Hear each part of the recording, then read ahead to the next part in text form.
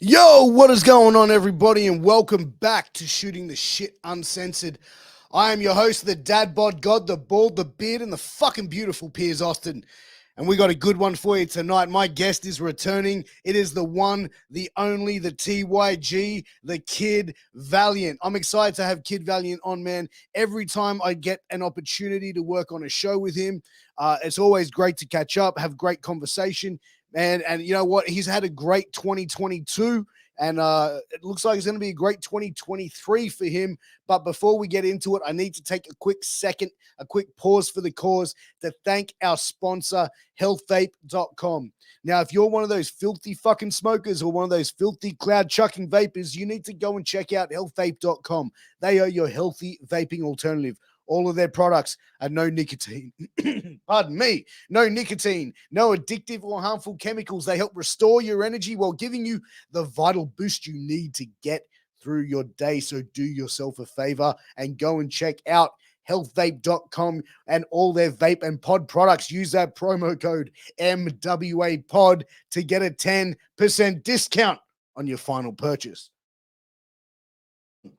Pardon me, needed to cough. But guys, wherever you are finding us, I appreciate it. If you're tuning in on YouTube, please like, share, subscribe, leave a comment. I appreciate that shit. If you're listening on a podcast platform, please give us a 5-star review. I appreciate it.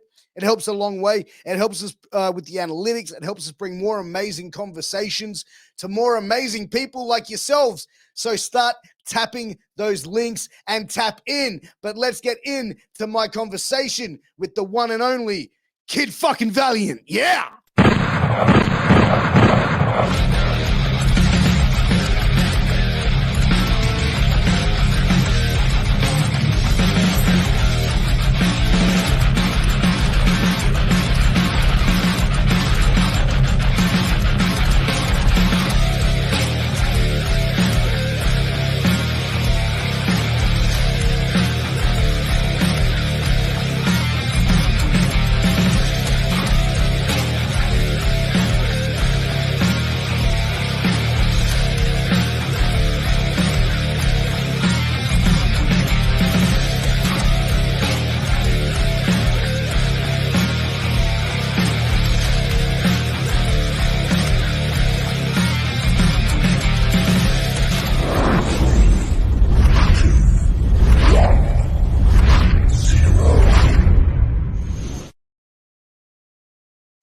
Boom.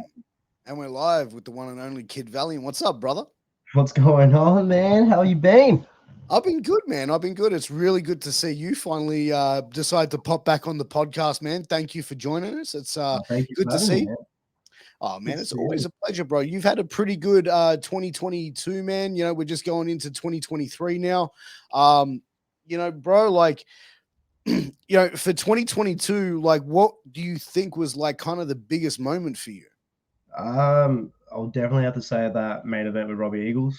So D&D gave me the opportunity and the platform to wrestle the country's best, if not one of the world's best professional wrestlers, and I'm forever grateful for that opportunity. That was really the breaking point for me. So we had the match, got my chest caved in so many fucking times. I learned so much, but that was the biggest moment of the year. That was the biggest turning point to where my career turned out to be. And you know, Robbie having that little moment, you know, with that little promo that he didn't have to cut it all, praising me, and then you know, DM'd from there, giving me the platform to wrestle on almost every show, and then to go overseas, to go into state a lot more, to win more championships. You know, that's really, I don't know how to put it into words, but like it really helped. Like that moment was 100% the biggest moment of 2022. And that's the thing. I think Robbie Eagles is probably by far the biggest draw in Australian wrestling, right? 100%. You know, and I think like his matches, he goes out there consistently and puts on great matches. And I think he can go out there with absolutely anybody and put on a great match. One of the things that I really like kind of feel privileged in a way is to kind of see, you know, over the last year or two, like to see how you've grown as a performer and how, you know, you've gone from like going from having the mask and then sort of like to sort of like stepping away from that and then sort of like, you know, going into a new sort of style of your gimmick and sort of really, you know, taking your wrestling to another level. Because I think like when you wrestle and you have a mask on, you covering up so much emotion and stuff like that. And one of the things that I really like about you is your selling. Is like when you sell, you've got that young face, so it's like automatically that crowd gets that sympathy for that, right?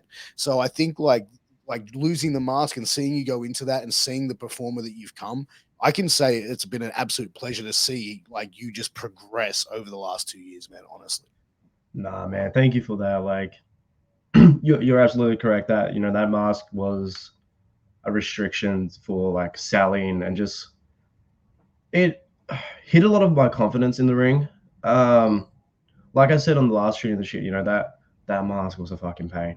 Like, I wanted it off, and like as soon as I took it off, I was slowly finding my feet as a performer, as a wrestler, because like it's different. Like, it was a huge, huge difference, huge. I don't know, I would say challenge for Changing me to point, take. really. Yeah, yeah, it was, yeah, 100%. And you know, it took me almost a whole year to develop the character that I want to be the wrestler I want to be. So, you know, I was a Skylord for majority of the year, and then he's transitioned to the young goat character now. And, you know, that's someone. You know, it took me a while to become that, but it's someone I've always wanted to be. You know, I've like always had conversations with my father, with a few of my mates within the wrestling community, even mates that aren't even in the wrestling. And I'm like, I want to be like this, I want to be like that, and like to see the progression, even within myself. Like, I'm proud of myself from how far I've come, and from what I was to what I am now. Like, it's a huge change, and like I can't be happier at all. Like, it's so good. Yeah, man, and I think it's probably like, you know, you've seen yourself like get other opportunities and being put like, you know, matches against like Robbie Eagles, being put in main event spots, being put in championship spots, and I know a lot of like the old school wrestlers would say, oh, the championships don't mean anything, the spots don't mean, you know what I mean, like you're on the card, whatever it may be, but I feel like by being put in that main event spot, you're being entrusted by the company who are investing money to try and draw people in, and they believe that you are the best person to put an ass in these seats.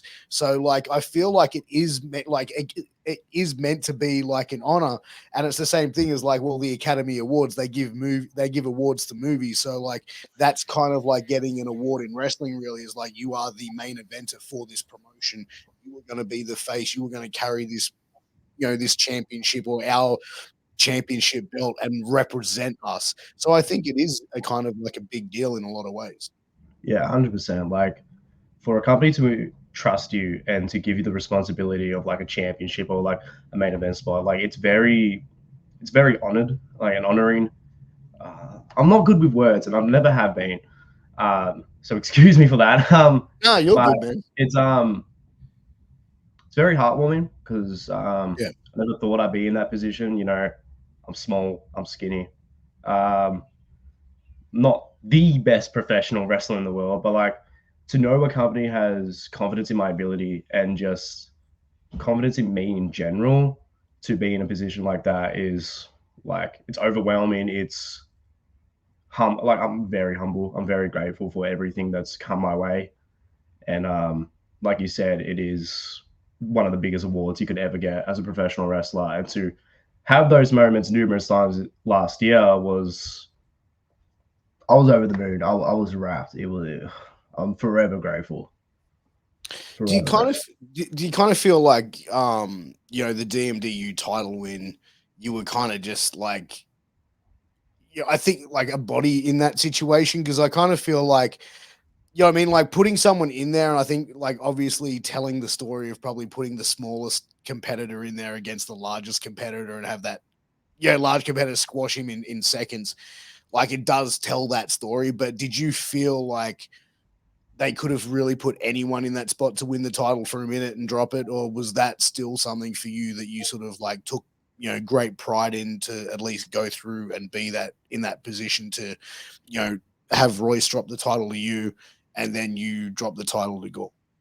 See, there was like you said, anyone, from what I believe as well, like anyone could have won that title. We have tremendous amount of talent, not only in D&D, but this country alone to beat Royce and to be in the position to wrestle with Royce. So when the opportunity come along to progress with the Royce Chambers storyline, I just knew we were going to have the blow-off match at Not Here to Fuck Spiders. And at first I didn't know I was picking up the strap. So I was like, cool, I'm running with it. I wanted to wrestle Royce for a while. You know, he's a cool dude. We miss you, Royce, by the way. You know, he's a cool dude. Like, we could put on a banger. No problem. I'm just going with the flow. Yeah, that's how I am in wrestling. I'll just go with the flow. Whatever's asked for me, I'll do. Unless, of course, I don't believe in that, or like not believe in it. Like, that's the wrong way to put it. If your values aren't in line with it, yeah, exactly. And if I'm not comfortable with it, I won't do it. Like, I'm a very vocal person lately. Thank you for taking the mask off, because that's really helped me outside of life too. But yeah, the DMDU putting the strap on me, I didn't find out I was winning the belt until a week out. And when I got that phone call, like, I was like, it was like an out of body experience. I don't know how to explain it. Like, when you're told, like, yeah, we're putting the trust in you to win the strap. Like, no matter how long the time was when I held that strap, whether it be 5 minutes, 1 week, 2 years, like, never gonna drop it. It's like, it's still a complete honor. And like I've said, like, the confidence from a company to give it to you, like, it boosts you. And like, I didn't know how to feel at first, if I'm being completely honest. Like, it was like I said, it was an out of body experience. And then from there, you know, the match happened, won the strap, and I broke down. You know, it was I cried. I know Rochelle Rowe cried too. You know, it was just a moment I loved.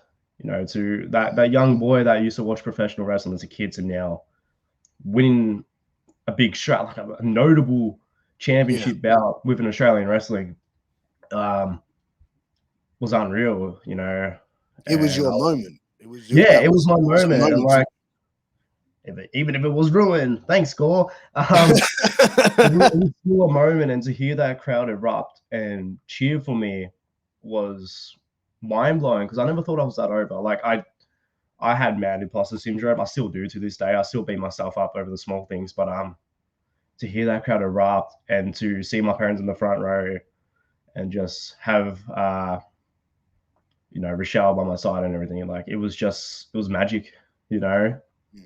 And I couldn't have had it any other way. So to know I was going to be the person DMDU wanted as one of their faces of the company, it was overwhelming. Like, it was from the get-go. Was it outlined that Gore was going to come out? Yeah, but straight away, and you were going to be dropping the title to him? Yeah, 100%. Yeah, it was. So I got the call from Callan, and they were like, "This is going to happen. Gore's going to come out. Fuck your day up, dropping the belt." I'm like, "Cool, it's wrestling. I don't give a shit." Like, I'm just, thank you for putting the belt on me. Like, thank you for entrusting me enough just to hold it for the smallest moment.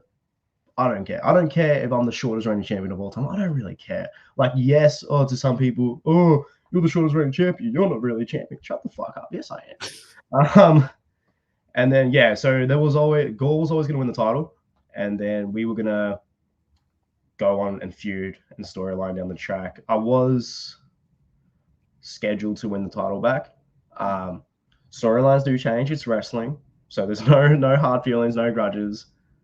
And obviously I didn't pick up the title, but I'm still happy with the storyline I'm in now with Rochelle.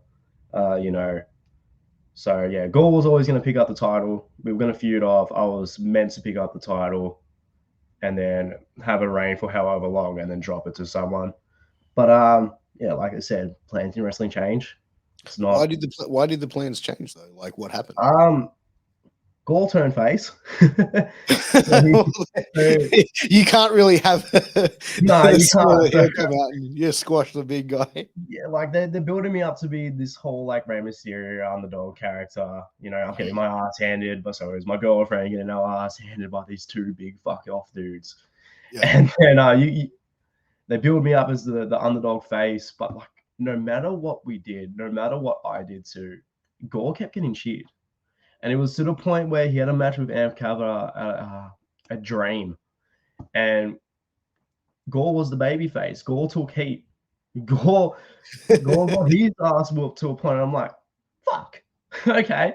But Gore turned face, and management approached me and Rochelle, and they were like, this is what's happening. Run with it.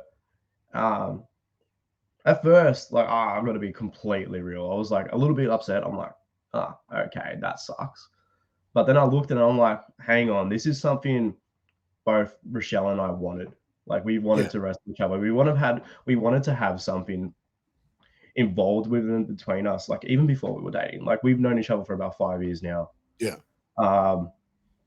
So we wanted it, and to get the creative freedom that we have within this storyline is going to be so much fun. I'm so looking forward to it. So the whole storyline swap change didn't really bother me at the end of the day. Like, I looked at it and I was like, cool, I'm running with what I've wanted to do in a long time. They're entrusting us to do this too. Yeah. Like, I'm cool with it. You know, Gore has been a great champion, 100%. He has been fantastic champion. The fact he looks like he's so massive and looks like a believable champion as well. 100%. He's Australia's Brock Lesnar. There's no other way to put it. He's Australia's Brock Lesnar. He can just walk into any company if booked right and just massacre anyone, win the belt, done. And like, whether you like him or you hate him, Gore is Gore. Gore is over. Gore is a champion. Gore is one of the most believable wrestlers, if not the most believable wrestler in all of Australian wrestling. I think as well, his character, and also the fact that he's not overbooked. He's not turning up at every show across the country. Like, he's very, I don't know, I've had him on the podcast, but I never really went into detail, but it almost seems like he's very selective where he goes. Like, he is an attraction.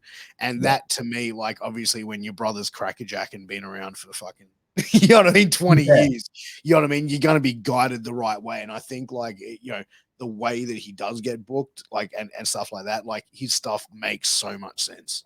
100%. Like, I know there's one promotion that I won't name, like, because I don't overly like. I wrestled there once, and I don't think I'll wrestle there again unless they pay me good money, unfortunately. That he should be their champion. He should be massacring people. He's a legit champion in MMA. And like, he's losing to these people that in reality, like, winning and losing in wrestling doesn't matter. Like, even if I was to beat Gore, doesn't matter. Yeah. Like, we make it make sense, but the way he has been losing a few of those matches that I've seen, I'm like, are you serious? Like, there's no way that could have happened in real life. I know, yes, wrestling's bullshit. And yes, like, it's worked, but like, make it make sense. See, if you were to go over on Gore, I wouldn't be mad at it, right? Yeah. What would piss me off if I was either calling the match or even just watching it? It would be the fact if Gore's bumping his ass off for you. Yeah. If you're like just popping back up after he fucking land shit on you, and I've put over your selling, so I know you wouldn't do that, but I'm just as an example. Yeah. That to me would go, this is shit, because it's like, it's now not believable. He's hit you with a right hand. He's fucking 6 foot fucking 7 and 230, 240 fucking kilos. Like, you know what I mean? Like, you would play dead for that. Like, I know how you kind of work, but it's like, if I was to see that scenario unfold, that would piss me off more than seeing someone smaller beating someone bigger like that. You know what I mean? Like, I can get into like the underdog winning, but if the match has to make sense, the finer details need to make sense. 100%. Like, it comes down to storytelling, and that's what I believe lacks in Australian wrestling more so than ever. Is you need a story. It needs to make sense. Make it make sense. Like, we're out there play fighting. Yeah, we're out there play fighting to make it look like it's a real fight. That's the best way I can put it. And if this offends anyone, but yeah, we're out there, like, make it make real. 100%. Gore in one kick, one punch. In reality, I'm dead. 100%. Yeah. And like, Gore shouldn't be bumping for me 24/7.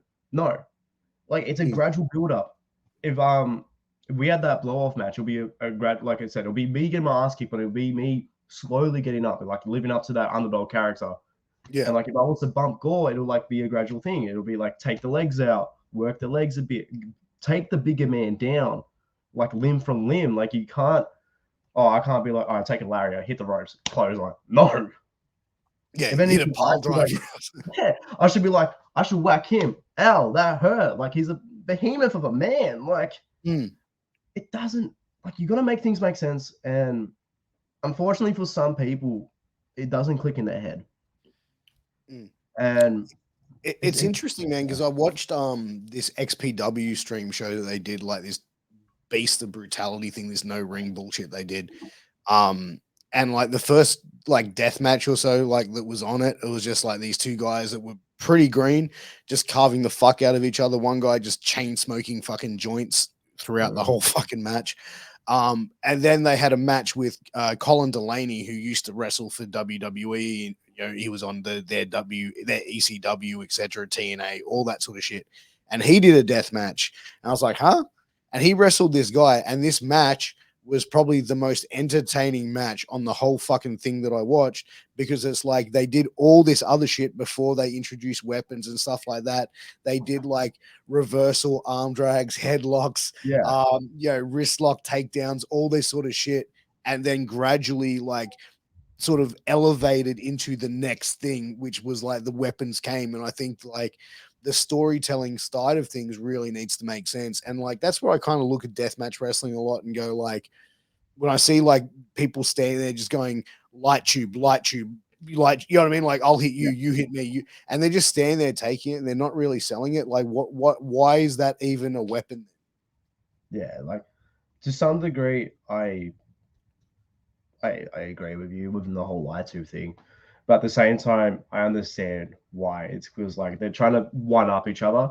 And that's something I've learned within the D&D community. So I have a tremendous amount of respect for them. I know you have a lot of respect for deathmatch wrestling too. Sure. Because I know you don't hate on it. I know I've listened to your podcast. You don't hate on it. So to people that think Piers actually hates on things, like he doesn't. Like you got to actually listen to shit to understand it. So what? Yeah. People have been saying I hate on shit, have they? Oh well, listening to a few podcasts and people are like, yeah, just yeah. Bro, I don't hate on anything, bro. I'm just honest. I'm straight up. Like I like good shit, and I'll be straight up when something's good. I'll put it over. If something's not, I'll say it's not. Like I've seen great and fantastic death matches, but I've also seen shit death matches. It's the same with wrestling. I've seen fantastic wrestling matches, but I've also seen very shit wrestling. And that's why I love Mad Dog matches, especially with a death match. Like he tells a story, and then like the introductory to weapons within it too. It's like it's peak, and like it's the same when me and Xavier Black had that match in the pit for ICW. Like we started off with a little bit of chain, and then slowly we grabbed one weapon, and then we grabbed the next weapon until the big culmination to the big finish. Like that's what I like about deathmatch wrestling. But I do like the whole we'll go ham, we'll just smash each other and stuff. I do like that also. Like it's great, but some of them, like you said, like two very green people just carving each other up for the sake of carving each other up. Like, no, why are you doing this? Like you're ruining the art, you're ruining the respect, and not the respect, you're ruining people's expectations of deathmatch. Yeah. And like, because I notice a lot of people within the deathmatch, not even just the wrestling community, don't respect deathmatch because of that reason, and that gives deathmatch a bad name, and I hate that, because like I love deathmatch. Like I've dwindled it twice, and like I'm not a deathmatch expert. I'm not a deathmatch vet. No. But like, it puts a bad taste in your mouth, and like I hate that, because there's people that have wrestled in deathmatch their whole life and made a career out of it, only for someone like you were telling me, like those two people carving each other up, to ruin it for it. Like it's bullshit. But you can say the same about wrestling. Yeah, and I think that's the thing as well. Like it's one thing where I think like when I watched these two guys doing this match, it was clear that their not their training was lacking, but you could tell that they were very green because it was like they were just straight into shit. They were straight into just like fucking each other up, and like seconds into the match, they completely destroyed. Where it's like, all right, how far are you gonna take this? You know what I mean? Like that's the way that I would look at it, and it's like I understand, like when you're green, you have to learn, but like, is going out there and like letting people go and fuck themselves up the best way to let them learn? Yeah, like I don't like, and this is what I respect about DMDU and like what I love about them is they don't put people that are new within the deathmatch scene go up against someone else who is new to the deathmatch scene. There's always, you saw Canby Crawford, the best example I can give. He entered his first deathmatch with Joel, and Joel was a seasoned vet when it comes to deathmatch. And they told a story. And then from there, Canby has had the opportunity to wrestle someone. I don't remember who exactly, but to wrestle someone who's new within the deathmatch community. And from there, it's progressed. You know, like I hate when two new people, and that's what I've always respected about them. They'll give you a death match. Well, they won't give you a death match, obviously. Like it'll happen eventually, or like may not ever happen. But they'll always put someone who's very new to the deathmatch scene against someone who's in the deathmatch scene. Like when I wrestled Xavier Black, he's been in the scene long enough to know what he's doing and to control it. And then me, obviously, brand new, no deathmatch experience, whatever, has now ended it with someone who knows what they're doing. And I was looked after. And I had probably one of the funnest matches I've had in a long time. Did you find like going into like having a deathmatch wrestling? Because I would say like when like the shock, I don't want to say the shock, but when the adrenaline kicks in, when you start seeing, you know, your own blood, you're getting glass and all that sort of shit sticking into your skin. Like, is there a moment where how are you mentally in that moment? Like, do you start freaking out like in your mind, like going, what the fuck have I agreed to here? Like, how did you keep your composure in that? Because that would be pretty confronting and be pretty full on, I'd imagine. So this is just the very, very first DMD show. I was shitting myself. You know, I ref their first show and I was second in the death matches because they were like, you know, watching the death match stuff. I'm like, cool, that's fine. But like seeing it scared the shit out of me. And like, obviously, as the more shows I was on and the more death matches I watched, I was comfortable. Like I was leaning into it. My love for it grew. Like this was something I'm like, oh, like I was scared. And so now where I'm like, I want to do it. Like I'll do it when it makes sense. Like I said, with a story. Like I'm not going to do it every month, but like all respect to the people who do that every month. But yeah, in the moment, it's different because I haven't done glass yet. I haven't touched glass yet, and that's something I do want to do. But I'm wanting to save it for a big moment. Yeah, I think the most. How do I explain it? It's like it's hard. So you know it's gonna suck. I took the first bump in the pit match, and that was against a cut can chair. I took that, and I'm like, oh, okay, I felt that. Yeah.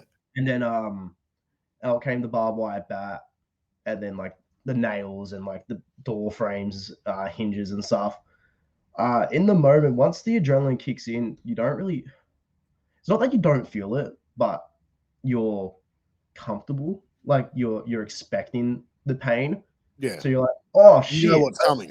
Yeah, you're like, oh shit. Okay, that hurt, and then I'll back up. Like I'm fine. Like it does suck, 100%. It does suck, but it's also like, okay, I can like it's not to the point where you're like injured or like to the point where I can't continue. Yeah. In terms of the blood, I'm comfortable around blood. Always have been. The amount of blood noses I get, the amount of blood noses I got last year was insane. I've gigged before, so I was comfortable. I didn't freak out because I'm like, it's my own blood. I've done it myself. I've controlled it. It's fine. The one thing I was freaked out about, and everyone knows this, was the gusset plate, and that was because I wasn't gigging myself. And I'm like, oh, okay, so this is not a controlled thing. But the gusset plate went in my head and it was fine. Like, it sucked, Yeah. but it was fine. It was fine. And when I saw the blood didn't go down how I wanted it to go down, which I was very disappointed in, because Yeah. I really want a picture. I don't know why. Like, ever since seeing all the deathmatch portraits in DMD, I've wanted that picture with the blood dripping down my face. But seeing the blood and everything, I was fine with it. I'm like, this is what I was expected of me. Well, not expected. Like, I didn't have to bleed. Yeah. But Did like, you this is have you what, have you ever seen the match where like June Kasai takes a face like he takes a drop toe hold and his face like they had like a thing of gusset plates on the side of the ropes and they did the drop toe hold and he's come down and his face is just going straight down the gusset plate board and his whole face was just like blood was just like a tap. no, I haven't seen that, but I could imagine the pain. Just ripping your face off on fucking Oh, gusset that's like a plates. meat grinder on your face. Oh, Jesus Christ. Yeah, but he's a crazy motherfucker, bro. So Oh, like, Jun Kasai is the best. And dude, I've been that was watching one his shit that I never since thought like I would see. '99. I wasn't even born in 99, so there you go. Fuck, I feel old, bro, talking to you sometimes. You dick. I'm like, fuck. You know exactly how to make me feel old, bro. Like, just dropping that shit. But, like, Well, I'll make you feel old again. I'm 20 in March. dude, are you serious? Yeah, I'm still 19. Fucking hell, bro. I just turned 40, like, last year. And I'm like, I'm old enough to be your dad. The crazy thing is my dad turns 40 this year, so Oh, fuck. I'm older than you. That's right. I'm older than your dad. Fucking yeah. hell. I should get your dad on the podcast. Oh, you That's should. He'll do it. I think he'll do it. but you know, man, as far as like, you know, going and doing all the deathmatch sort of stuff, bro, like, do you feel like if like that you have to be kind of selective when you're going to be doing death matches? Like, do you want like obviously you don't want to be just labeled a deathmatch wrestler because I kind of feel like you can kind of go in so many different directions with your style. Like you kind of have a hybrid style, but I kind of feel like you doing death matches like just makes you more of a versatile worker, really. Yeah, like I feel like I'm a hybrid worker. I feel like I'm very versatile in what I can do. Like I can dwindle within the deathmatch community, but doing that on a monthly basis or doing that as like my whole career, it's not for me. I always have the utmost love and respect Mm, for it. Like I'll do it when it matters, and like I'm happy doing the no ring stuff, but like I'm not always gonna do a death match for a no ring, mm, because there is a no ring company starting up. It's called Australian Outlaw Wrestling, and I'm lucky enough to be on a few of the shows this year. But I'm not gonna go out there all the time full death match. I'll more hardcore, yeah, and that I'll do a more hardcore because like yeah, death match as of right now, I'll do it. It's fun. I respect it. I love it, but it's not a monthly basis. It'll have to be a blow off for me for the most part. But if I got given the opportunity to wrestle like a massive name and like it happens to be in a death match, I'll take it. Like I'd be dumb not to. But at the same yeah, time, it's not the career like a lifelong career look for me.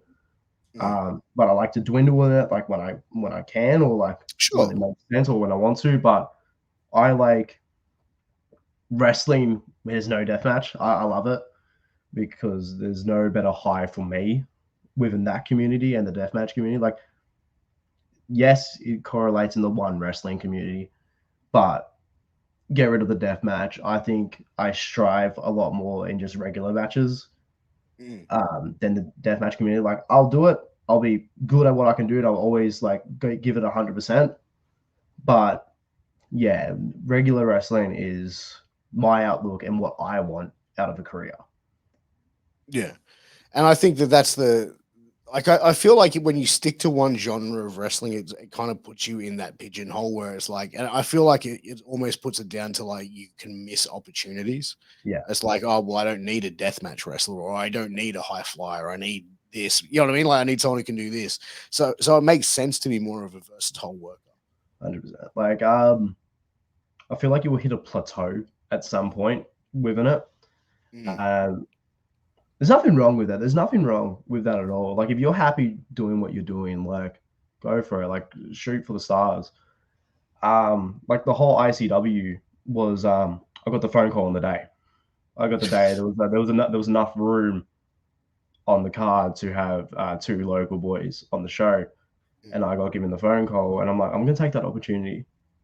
Like I can't not take that opportunity. Yeah. I've been wanting a deathmatch for a while, and I'm like, what a better way to do it on ICW in the pit out of all places. So 100%. I took it, and that's gave a little bit of traction on me. I got people overseas now that are fans of me, which I never thought would happen in a million years. I got a few people from overseas now wanting to wrestle me, which I never thought would have happened. How did you find like working with the ICW guys? What were they like when they came over here? Were they pretty chill? I love them. They were great. So the day before the pit, we went out to dinner. A few of us went out to dinner. It's like pretty much if you want to come, hit up Joel. He'll tell you where it's at. So I went out to dinner with them. I met them all. They are the nicest human beings I've ever met. They were just so chill. Like you could talk to them. Akira is the funniest. I love Akira. Him walking around his shark loafers and just being a bundle of energy. And I'm like, oh, that is fantastic. The style's very different. Like, they rock up. Not that it's a bad thing because like they rock up like 3 hours before the show. And to be honest, rocking up 3 hours before a show is plenty of time. Oh, 100%. It's plenty of time. Like they rock up later in the day. They're relaxed. They're chill. They'll go over the match. But like the ICW crew are fantastic. I cannot say. Oh, there's so many good things I want to say about them. Like that weekend, and just being around them and getting to know them personally too was very, very beneficial. Like I've learned a lot. I gained new friends. That. But ICW crew is fantastic. I actually got to interview Casey Catal and or Casey Kirk, and yeah, just the same vibe that I got from her as you just explained. Like she was like so chill, so easy to talk. Like it was a very very cool conversation to have, and she was just very down to earth. I mean, like they definitely seem that way. Like because I've interviewed a couple of the ICW. Yeah, like that was the one thing I always get worried about when someone from overseas comes down. Like I'm always like, oh, like are they gonna be very up themselves? Are they gonna be like egotistical? But like nah, when I met them, they were like down to earth. They were chill. Like they're always willing to chat and just like have a good time. Like wrestling was there. Like yes, they're wrestling in Australia, but like it's kind of like in a back pocket sort of way too. It's just like they're there for a good time. They're there to meet new people, to have fun. That's exactly what I felt being in that environment that weekend. And like, do you feel like this year coming is a perfect opportunity for you to be able to expand and go overseas and go internationally? Is that part of your goals and plans for this year? Yeah, 100%. Be lying to say that I haven't been looking at flights a lot recently. I want to go in October, but it's looking more likely 2024. Because I gotta pick up a full-time gig. I gotta get adult life going. 100%, and that's okay. That's okay with me. I'm in no rush. Like I said, I'm only 19, turning 20. Like I'm in no rush. These opportunities will come, but 20. If I can, I'll 100% take the opportunity. I would love to go overseas. I would love to wrestle in the USA. I've got a lot of people there that I want to wrestle. I talked to a few people over there. I'll just love the chance to be given the platform to do what I do best over there too. So yeah, it's definitely a part of the plan. Looked at a few wrestling schools there too. Not recently, but like within the past year and everything too.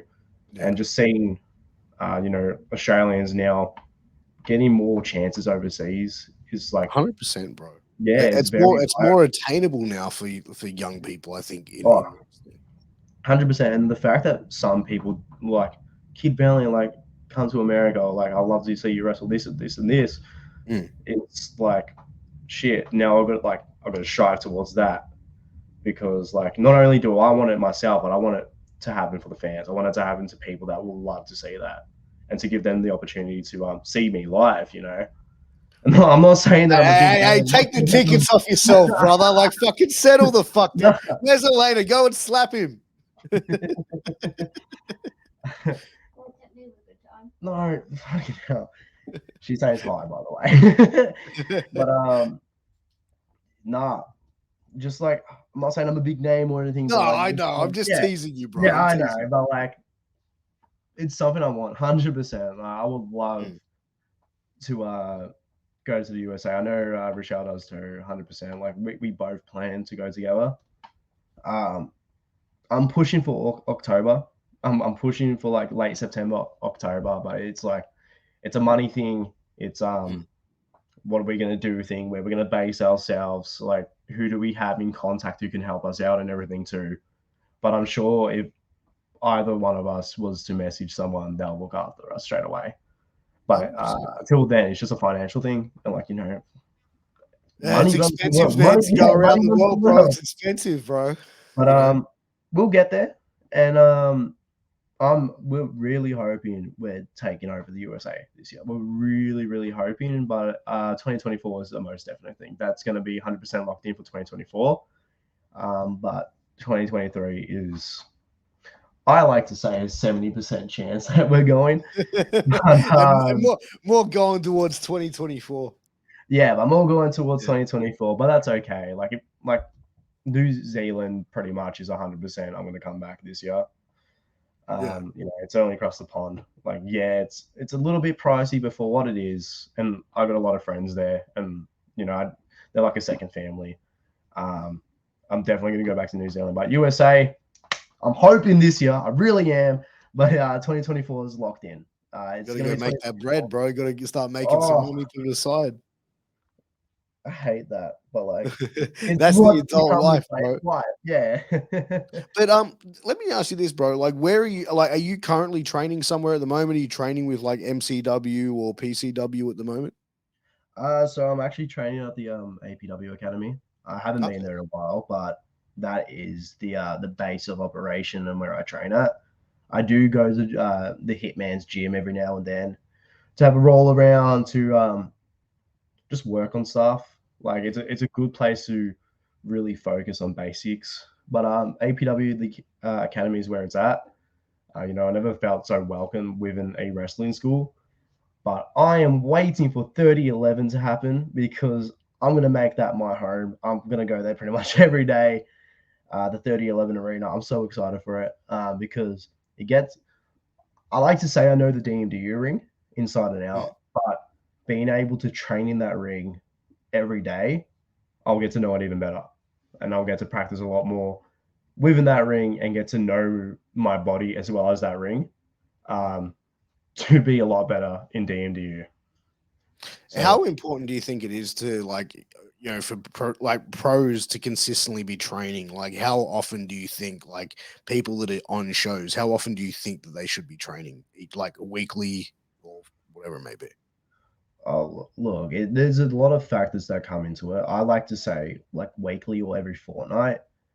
With me, unfortunately, I happen to work on the main days when training happens. So the chances I get to go to Georgia's, I take, because to wait to at least say I train, to at least say like I'll have a roll around and stuff. But it also comes down to work, like where your mental health is at, because mental health is very important, especially within wrestling.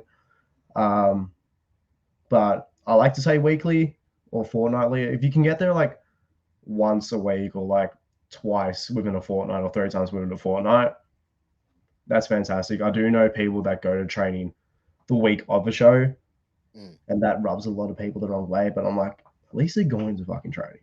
Yeah, but I think like you're going the week of the show. Like, are you really going to get much out of that training session? Yeah, there is that factor that comes to it too.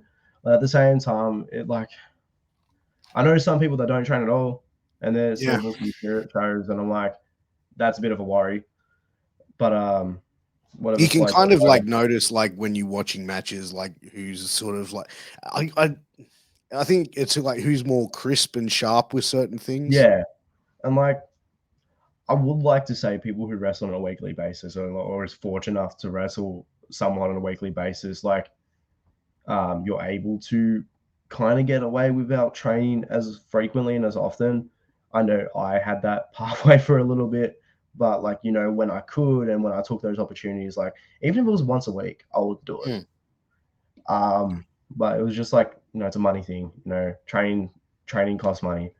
But if you pay money, you're getting yourself better. And like that's 100%. helping the company too. So it's not like the money is getting used in like any negative way. But I don't know. There's just a lot of factors that are within the training thing. To the people that don't really train, like that's a bit like why are they booked on shows? Is my thing. Like because like 100%. your people are more at risk of getting hurt.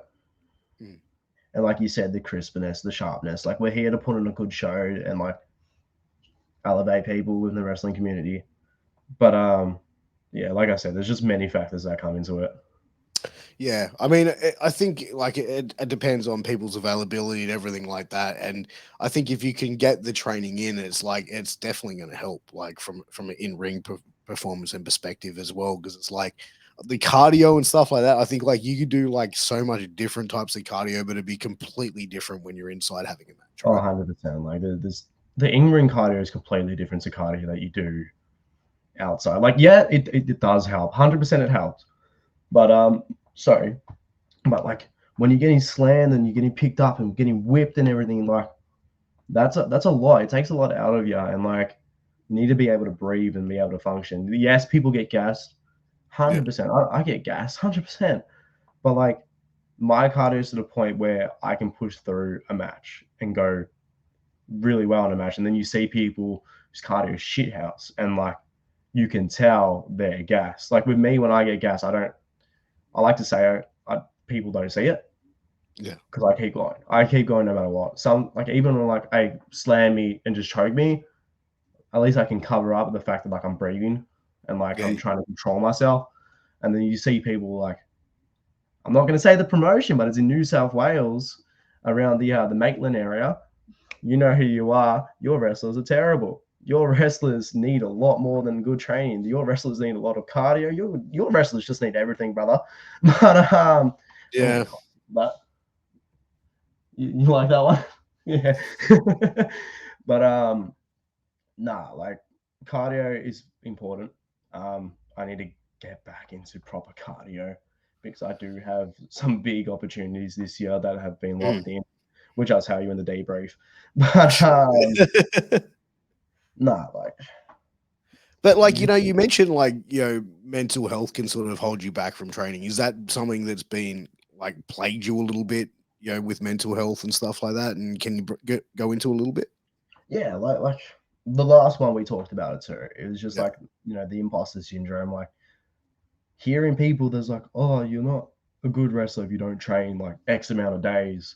And like, you know, and like you beat yourself up after matches. And like I've done that heaps last year. There's been matches last year that I'm like, man, it was dog shit. Like I need to rework the basics and everything. But sometimes I wouldn't feel welcome back to it because I'm like, oh, these people have said this about me, or like I've heard what they've said about me. Even if it's just like rumors and shit, and like you just hear it down the grapevine, like it takes an effect. It's like I don't want to be around these people if they said this. Like that's going to be a negative toll on me. It's going to be a negative toll on everyone else. Like you don't need that negative shit in your life. Like we're all here, and this is what I always say. We have one common interest, and that's wrestling. We have one common 100%. love, and that's wrestling. Why are we? And I just did it just before. I can't. It sounds very hypocritical of me, but like, why are we bringing each other down? Like we're here to elevate each other, but like sometimes you need that tough love. Like I went on that spiel just before. But I think as well, like there's definitely beef there with you, like, and that promotion there as well. So like, I think when there's like a personal beef and something like that as well, like I don't think that the wrestling really comes into it. It's just You know, I feel yeah, like when people have done like, because when I hear people argue over like wrestling shit, like my initial reaction is like, yeah, I get it, like you're passionate and stuff, but like, bro, it's fucking wrestling. Like, come on, like you're gonna fucking threaten to kill this person because they fucked up a spot, bro. You're alive, you didn't get hurt. It's fucking wrestling, man. Like, did you get looked after? Like, are you dead? Are you able to walk? Are you able to go to work the next day? Yeah, cool. Okay, get over it. Yeah, okay, you had a close call. Like, you're not the first, you're not the last, or whatever it may be. But like some of the nonsense that happens and the political bullshit that may happen in wrestling, that's different. But I feel like what you were saying, that's kind of like on a more deep, it's a personal rooted level issue and a more personal issue. It's a personal level, 100%. Yeah, like that's not a wrestling thing. No, but like it kind of intertwines a little bit from how I think anyway. Because my mind's like, oh, boom, boom, boom, boom. But yeah, we're here to elevate each other. We're not here to bring each other down. Just be honest with them. We're like, give them feedback, give them good things about the match, and then like what they can work. Like I said, the feedback. Give them what they can work on, but also praise them in a way too, because like it really helps. Like when after the match with Robbie, gave me the praises. And then there came the feedback. And I really learned from that. I didn't take that harshly. I'm like, this is very constructive feedback that's going to not only help me as a wrestler, but it's going to help every other promotion I wrestle on. And that's the best way you can do it to wrestlers and to like anyone within that wrestling community. Feedback helps. I agree. If you're shitting on people and like you're hating on them, and you're like, oh, I'm going to fucking bash them the next time I see them. I'm going to kill them the next time I see them. Of course, that's going to make people not want to go train. That's not going to want. It's not going to want to make people go out there and improve because they feel like they're going to get punished for that shit. Exactly, you've done nothing but shit on them, and they're feeling worse and worse. Of course, they're going to perform worse because you're not giving them anything to work on. Like you're making them fearful or like uncomfortable or like scared to go to training because of what you've done. Like, so it really comes down to how people are, like their attitudes, and like I'm not gonna name names, but there have been some people that I'm like, oh shit, like maybe I don't want to go training because like I'm gonna be around those people because they've said this, and like that has an effect on me, and of course it's gonna affect my performance. But at the same time, right now I'm at the I don't give a fuck attitude. Like I'll go there. If you don't like me, you don't like me. If you like me, you like me. Cool. I'm here to benefit myself. I'm here to become a better person and a better performer. I don't care what you think. But that's the thing, bro. There's going to be people in life that you meet that you are not going to like, and they are not going to like you. And when I was younger, I used to fucking struggle with that shit big time. I used to be a big time fucking people pleaser.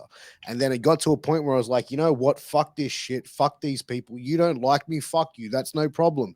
Don't like me. I don't really give a fuck, but I'm not going to try and fucking pander to you and trying to fucking placate you. Cool, I'll keep my fucking distance from you. And when you want to be cool with me, shit, I'll be cool with you. But until then, I'll just keep my fucking distance. And that's the thing, man. Like, no matter what workplace or personal setting you go into, there is always going to be one person that stands out that you just go, fucking hell, this person is this person is testing me. 100%. Like, it comes down to that old-fashioned saying: treat others how you want to be treated. It's as simple as that. And like you said, it's in everyday life. Like I know there's a few people at work I like to slap around the ears because I've been treated like dog shit, and like within the wrestling promotion too. Like some people will treat you like dog shit, but at the end of the day, I'm still going to work despite what they do. I don't care, and like I'm properly getting back into training on a very daily basis, and I'm like, I don't care. You don't like me? Oh well. I'll still treat you with respect. You hang out with the people that you like, and they, I mean, like there's people on shows that we work together that I don't personally really like for whatever reason, or they don't like me for whatever reason. So we don't go near each other. You know what I mean? I hang out with people I like yourself and Rogie and fucking Vinny and all these other, other people that are there that enjoy hanging out with me, and I enjoy hanging out with them. So why am I going to invest my energy into someone who's just putting out negativity? Because it's like, I don't care. Like, you know what I mean? I'd rather spend time with people that I'm happy to be around than worry about someone who is just bitter for whatever reason. 100%. Like you said, why would I waste my time and energy to please other people or to go up to them. Like I'll be professional. I'll be professional 100%. on shows. I'll be professional at training. I'll be professional outside of wrestling. But like if you push me to a limit, like of course I'm going to react differently. And I think that's with every human being. Like if you're going to get pushed to a certain limit, there's going to be a breaking point. But like until then, like I'll say hello, I'll shake your hand, I'll be like, hello, how are you? And I'll go on with my day. We don't have to talk to each other from then on. If I bump into you, I'll be polite. I'll be like, I'm sorry. Just be civil, or like, be adults. exactly. It's not hard to do. And like, some people it is hard to do. But you'll learn from there. Well, you'd hope they learn from there. Because you know why it's hard for them? Mm, They don't have emotional intelligence. yeah. That's the thing. They don't have emotional intelligence. And the thing is, if you have emotional intelligence, you can understand that, yeah, look, I don't need to get along with you, but hell, I'll be fucking civil. I'll go up and say, hi, how you doing? How's things going? You good? All right, cool. I'll catch you later. See you later. And then that's done. That's all it needs to be. That's all it needs to be. Like, yeah, sure, there'll be some incidents where like you could be in a match together, but like you're still going to be professional about it. You're not going to be a cunt to them and be like, all right, you're not doing this, you're not doing that. Okay, list the moves that you're not comfortable taking, but don't shit on them completely. Yes, you'll shit on them outside of wrestling or just outside of work because that's what humans do. We all shit talk. Without batting right, we all shit talk. But in that moment, be civil, be professional, help one another because we're there to put on a show. But until then, yes, you have your beliefs and your opinions on that person, but you got to be professional, and that's what it comes down to. Another way to look at this is, well, fuck, get in the ring and just beat the fuck out of each other and get it out of the way. Because you know what? Sometimes it works. Yeah, you know what I mean? Like, I wouldn't say do that on a show, but like get in there and just stiff the fuck, you know what I mean? Like get that energy out of there. But then again, you're putting safety and all this other stuff at risk. And, that's what wrestling's about, is keeping people safe in the ring, not knocking them out. Yeah, like sometimes it does work. 100%. Sometimes that works. Like beating the shit out of each other. You got that out of your system. You got that out of your system. Cool. We're cool now. Cool. Get along with your day. But like you said, we're there to look after each other. But there has been times where I'm a bit stiffer with how I work not because I don't like them, but it's because they've stiffed me. It's like the whole receipt thing. Like I had my last match recently. I took a few things, and I'm like, I'm like, hey, ease up on it. Obviously, didn't get through their fucking head. So I'm like, all right, take a kick, and it was a kick. It was like to give him a moment. They're lucky it was towards the end of the match. Otherwise, I would have kept laying them in. If I'm being completely honest, because it was a few things that got me, but it was enough for them to know, okay, I've got to calm down a bit. But like sometimes, like you said, like go in the ring, beat the shit out of each other. Sometimes it works, but it depends on the people. If it can be controlled, that's a difference. But as soon as it gets out of control, that's when shit can go pear shaped. Yeah, and you don't want that on a show, especially if it's a family friendly show. You just don't want that in general. You don't want that in general. But like, if it happens on a show, right? Like, say for example, like you go out there, you have a beef with, I don't know, like another wrestler, right? For say, you guys have a legit beef. Like you guys say to each other, we're going to go out there. We're going to fucking throw hands. I'm going to knock you the fuck out. I'm going to knock you the fuck out. You guys go out there. You start like throwing legit punches. You turn around. You clean this person up. You knock them the fuck out in the first 30 seconds of the match. Where do you go from there? Yeah, it looks bad on you. It looks bad. But then, like the next match after you, and the next match after them, and the next match after them, and the next match to the main event, every punch they throw in those matches, then mean fucking dog shit, because you've gone and knocked some guy out with one person out with one hit. You know what I mean? Like, I think that's a reason as well, because it's like then you kind of like it's kind of disrespectful to the business in some ways to do that. Yeah. I didn't look at it like that, but that really opened my eye. Okay, go to a boxing ring, lace up some gloves, and do some new people. Or do it after the show, or do it at training. Just do it at the car park. Like, come on. Deathmatch, baby. No, just like, if it's in a controlled way and it gets everything out, go for it. But if it's, like you said, to the point where you're knocking someone out within the first hour and like it's shitting on everyone else from there. Okay, you fucked up big time. But you know what? Like I've done sparring sessions in boxing, MMA, Muay Thai gyms, and stuff like that, right?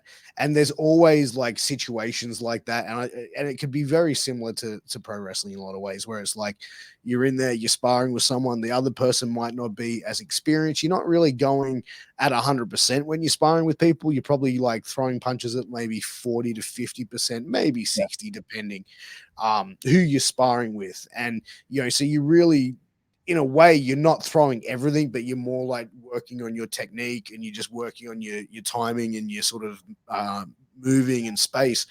But like I've done sparring sessions where I've had like people that are inexperienced just turn around and throw something ridiculous. mm, And that's where like I think, and I've seen that happen where like someone will throw something ridiculous, that person will go, all right, cool.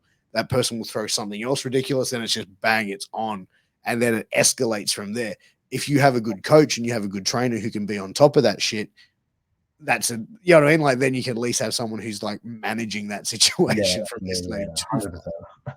100%, 100%, man. Like I haven't dwindled in MMA since I was like 10, 11. Like I used to do Muay Thai, and like there were situations where people would get very hot headed, even at a young age. But yeah, there's always like a mediator or someone that can manage it, and you're doing it. I'm not going to say in a civil way, but in a way that can be controlled. It works out for the best, I guess.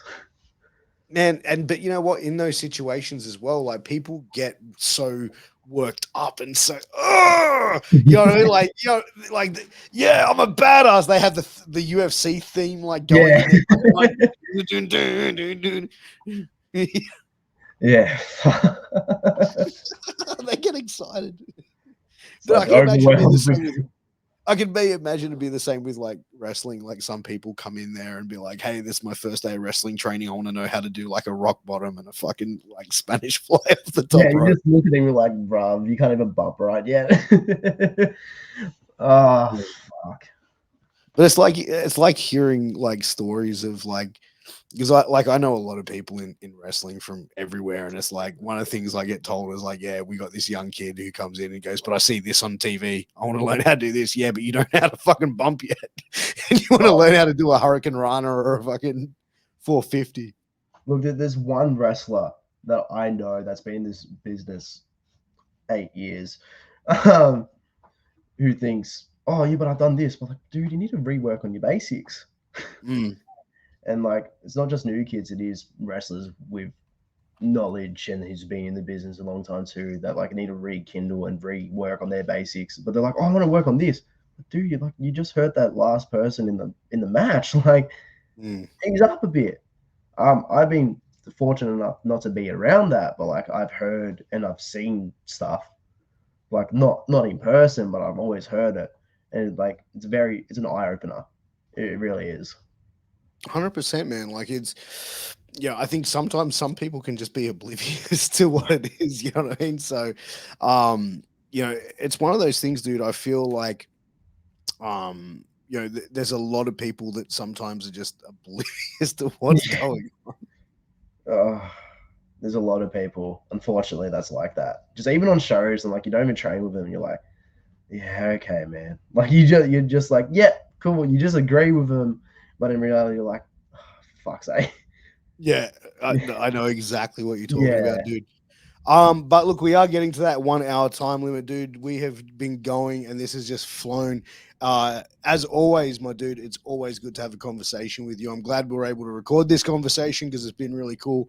Um, man, before we end up this conversation, where can everyone find you on social media? Where can everybody get your merch and support you on that front as well? All right, let me quickly find my username because I keep forgetting it. So on Instagram, it's kid.valiantpw. On Twitter, I am that Valiant Kid. Facebook, I'm Kid Valiant hyphen professional wrestler. Do I have any other social medias? I've got a YouTube channel that I'm slowly uploading stuff back on, and eventually probably will vlog days of wrestling this year. Just search up Kid Valiant. I should come up. I'm hoping. In terms of merch, I don't really have anything. Just whatever you get on the local show or whatever I have. that's up for grabs online and stuff. Through there, sick. There you go, guys. Make sure you go and support, follow Kid Valiant. Now, before I end the interview, I've been asking every person that I have on the interview one final question before we wrap it up. And that question is, what is one question that I didn't ask that you wish I did, and how would you have answered it? Shit. I always hear this on the podcast and everyone freezes. And like I was like, oh, I'm never going to freeze in this situation. Now I have. Why are you dancing?